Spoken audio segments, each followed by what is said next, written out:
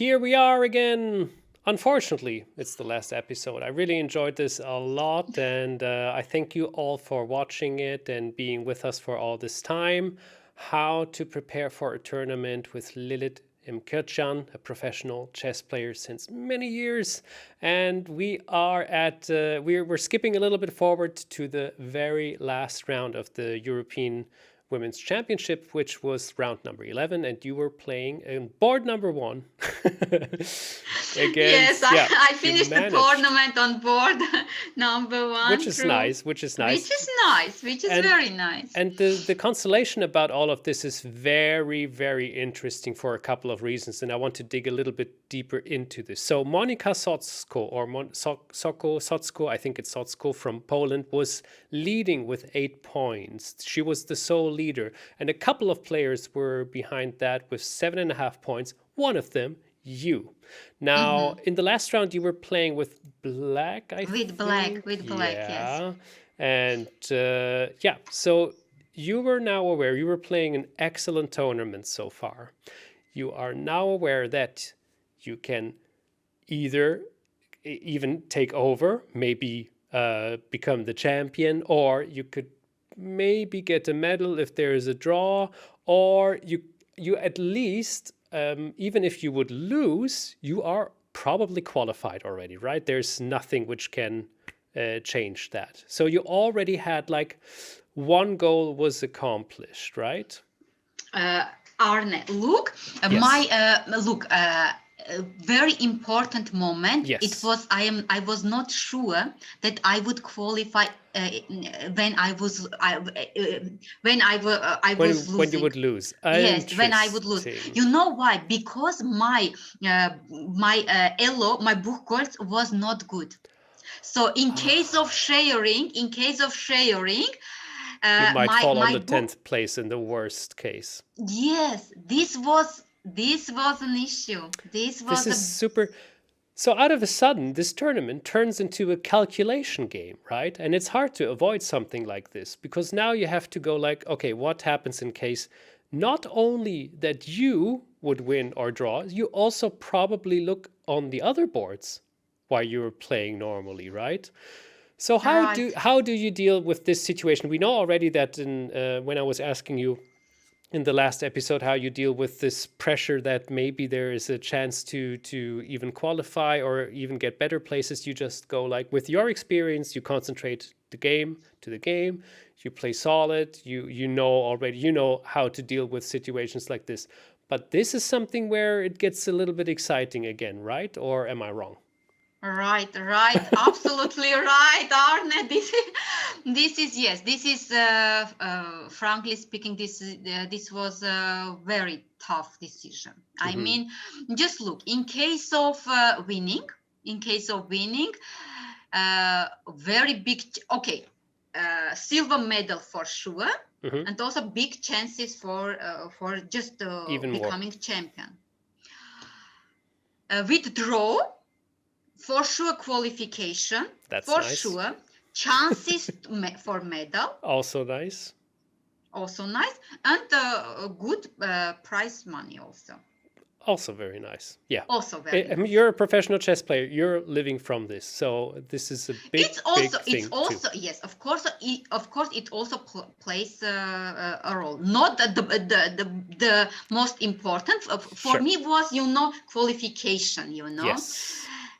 Very important. Important. But in case of losing, I was not sure that I am qualifying. Tiny chances of not being qualified. Yeah.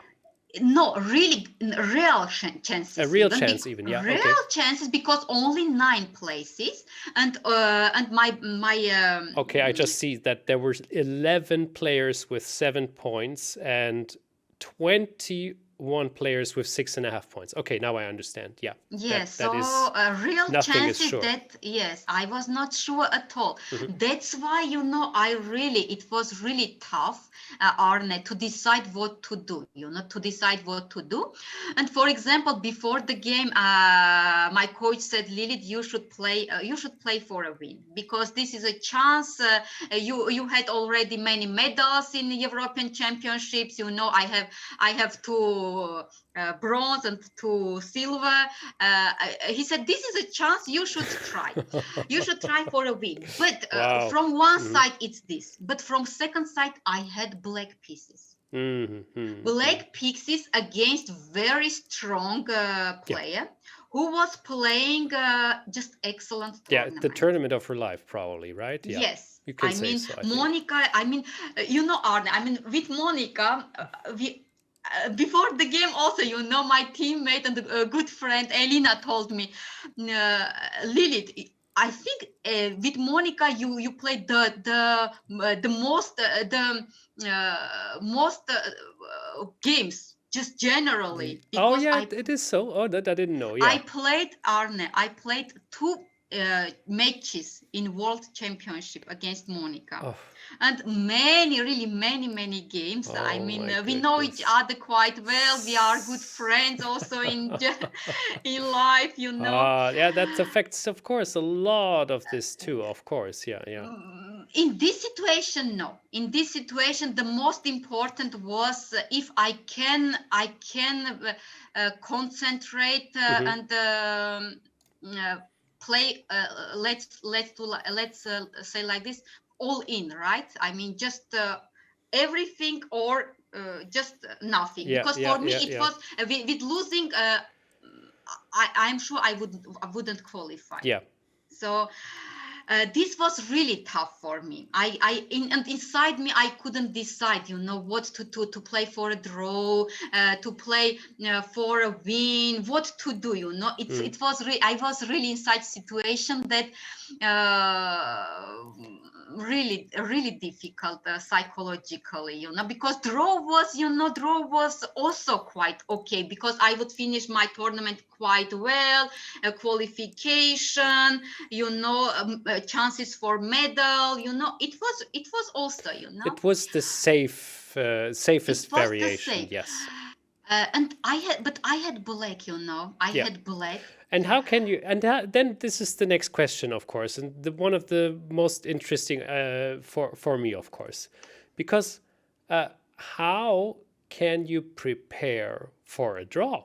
Is that possible? Do you choose an opening which is so boring that you fall asleep after 2 moves already? Like, you know, I'm just listening to the tournaments where the people go like, well, they play the Berlin Wall and it's a draw, or they play the Russian Petrov and it's a draw, stuff like this. So how can you even force in a draw? And because you have an opponent, and the opponent maybe wants to play for a win too, because she's not secure too.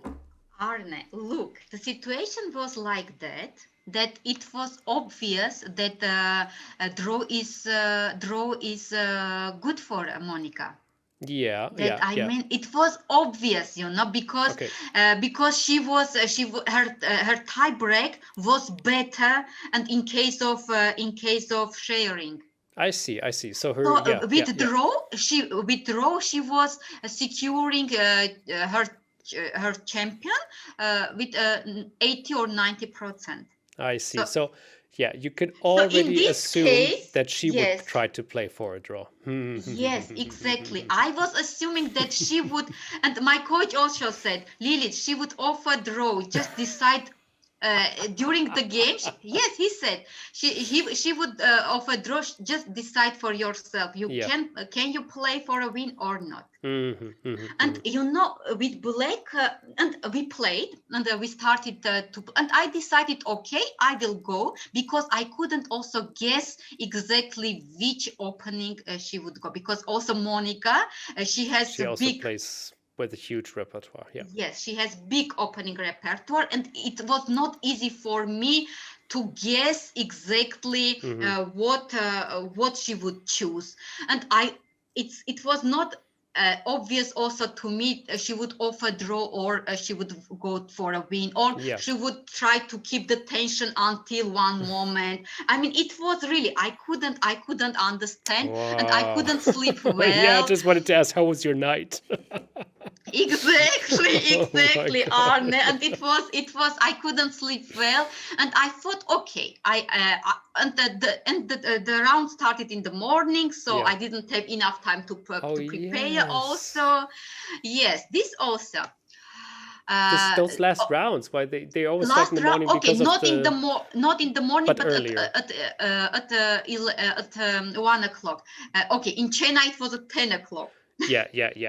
But yeah, it's always the last round is always a little bit earlier, which gets you out Earlier. of this rhythm a little bit too. Yeah. Exactly, exactly.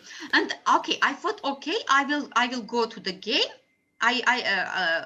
I said also to my coach, okay, I will go to the game, and I will see. I will see from the opening. I will see what I'm getting from the opening. Okay, and we went, and I went to the game, and yes, on the opening, I didn't guess. Hmm. The opening, I didn't guess. I didn't expect that variation from Monica. She surprised me, and she was playing quite quick. Although we made only 8 moves, Oh but in gosh. Yeah. these 8 moves, she made very fast, and I was thinking where to go, what to do, and Mm. I was taking my time, and she made 8 moves, and she offered a draw. And now, and I thought, okay, I didn't guess the opening. I didn't get fighting Yeah. position.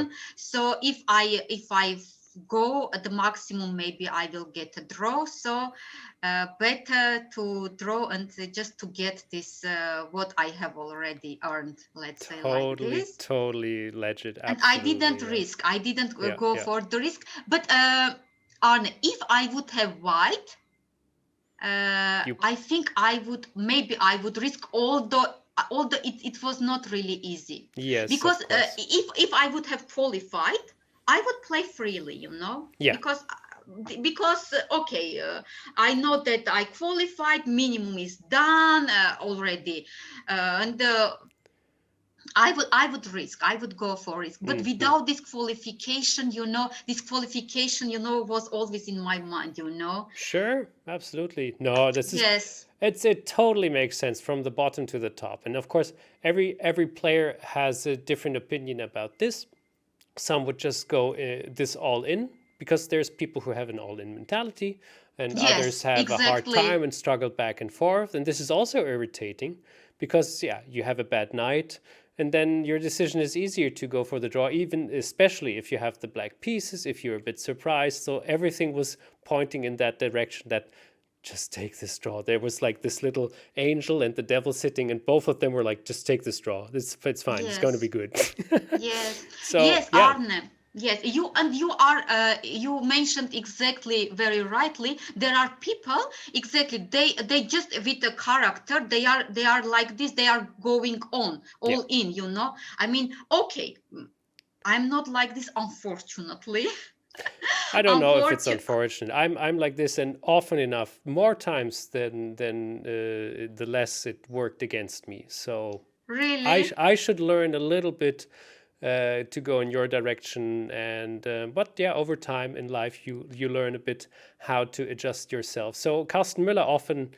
Dr. Karsten Müller often mentions in his player profiles, which is very an interesting book about this, that the players who are young and full of energy and they play attacking, they more and more become subtle the more time is moving on, and they become better chess players, almost all of them. So didn't work out for me yet. I'm still quite old, but yeah, not yet. Maybe one day we will see. Yeah, but that is after all, it was a very good decision because you qualified, you got the Yes, fourth place, you didn't get yes. one of the medals, but that was fine for you. There was a little bit of hope for that too, but after all, this was a really cool tournament which you played. So about the preparation, yeah, please, Arne, just one story. yeah, I please. want to tell you this story also. Exactly this situation happened to me some years ago again. Hmm. Some years ago in Mamaia in Romania, Oh, okay. I had really the same situation. I played very nice tournament, Before the last round, I had +5. And in the last round, I faced Ushenina with black again, who was only half a point behind me. Oh my goodness. And again, we came to the game. Again, she offered me draw, and again, I couldn't resist. I think And I made the draw, and again, you will not believe. Again, I shared 4th place, and I got 4th. Oh no. Well, yes. hey, And that's I got good. 4th. That's You good. know, that I mean the same. I mean, I shared 4th. Yes, and just with unluck, I didn't get. Medal. And you know, one of my friends wrote to me, you know, you don't risk, that's why you don't drink champagne. There we go. You Yes. have this, yes. Yeah, I that's the said yes. saying. Yep. Yes, already second time the same story with me. Yes, but again, like in Mamaya also, excellent tournament, qualification. I increased my elo, the same, complete. And again, draw with black in last round and without medal.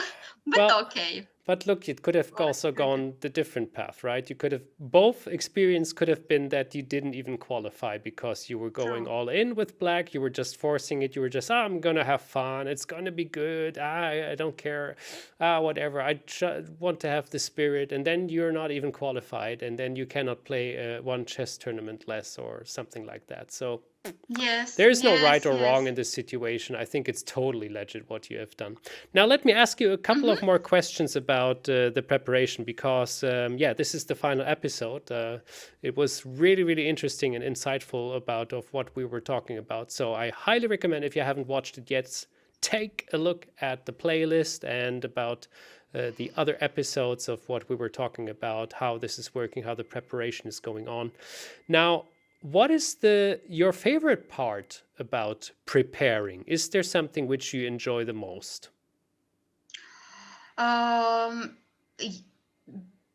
What I enjoyed the most when I have Arne, before the tournament, I collected ideas already, and when I'm preparing and I am feeling that I can use these ideas what I was working. So if the puzzle pieces fit in the tournament, exactly. This I like. This part really I enjoyed because it was the work was worth it. Exactly. And also what I enjoyed that I am getting new positions to play, to enjoy, because as I told you, I don't like to have always the same, I'm getting bored. That's why, yes, I like to have new ideas, fresh positions for me. And I enjoy, yes. That's this nice. part so the progress too, and then when it fits. What is the thing which you dislike the most about preparing? If it's not working, probably, but yeah. Anything else? With preparing, what I really don't like when for example, I am playing a game, and I'm recognizing that I could have checked that variation. So when you're home, missing, okay, yes. which happened in the tournament too once. Arne, this happens, yes, and when I'm recognizing during the game, I'm so angry with me. Usually in such situation, that because I know that if I would check that, it would help me so much during the game. I understand, yeah. This I really don't like, when I am recognizing that I was maybe lazy, I was to check that, or something has happened I didn't check. This I really don't like. I understand. We touched this subject a little bit already, but how do you handle opponents in your preparation which you cannot read? Because either they have too little games or they play anything. What do you do? What's your approach? Usually in such cases, I'm just having rest mostly. That's really great. Yeah, I like that. Yes, to be fresh is the most important also, why. So look, everything is connected, Arne. Yeah. Why for me it's important to do this main work before the tournament, because during the tournament these games are taking a lot of energy. Yeah. Just playing games like this. That's why I want to spend as much less time on this preparing variations during the tournament. That's why to be more fresh, to go to walk, for example, before the game, to have fresh air, to have fresh mind, because when you are watching chess before the game, you are getting tired. Absolutely. Yeah. So that's of why. course something important to keep in mind. Yeah. Yes, of course, when you are young, you have a lot of energy, you can do, but I mean, I always prefer, when it's possible, just, to have a fresh mind, I mean, just to review my variations, what I have in my mind to play, and then to go to a walk, to have fresh air, just to have to be fresh, because it's for me it's also very important. One last question. You don't have to go too deep into this because we were actually already answering it in the couple of last episodes. But what is the greatest advice you can give the viewers for preparation? What would you say this is one of the most important things that everybody should probably do? In my opinion, before the tournament, to do this hard work. Yeah. It's really hard, but it's really very helpful, and it's very helpful and useful.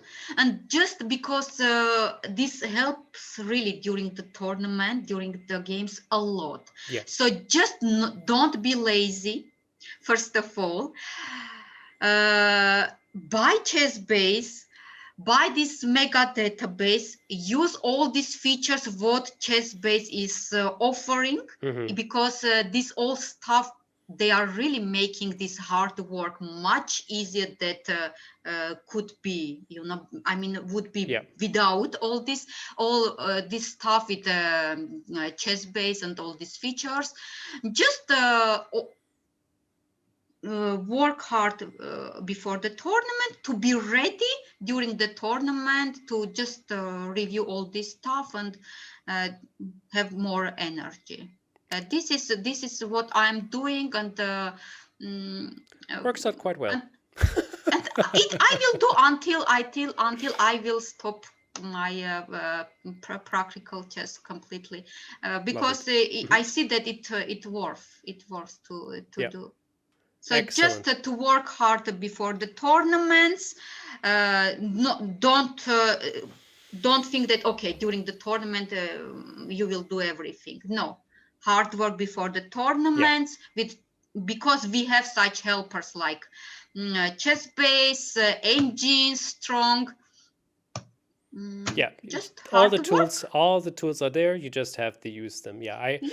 I exactly. Like this a lot, and it's very, very, very interesting and insightful. Especially the first episode was really, really nice to watch how you're doing this, how you're putting the work into all of this.